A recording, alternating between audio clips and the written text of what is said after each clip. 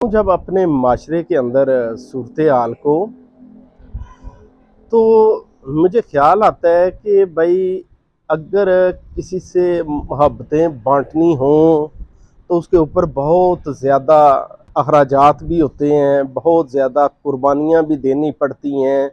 और किसी से प्यार निभाना हो, उल्फत निभानी हो अपने बहन भाई रिश्तेदार से, तो उसके लिए बहुत ज़्यादा कुर्बानियाँ देनी पड़ती हैं। और उसके अपोजिट में अगर किसी से नफरत करनी हो तो नफरत के लिए तो एक पैसे का खर्चा भी नहीं आता।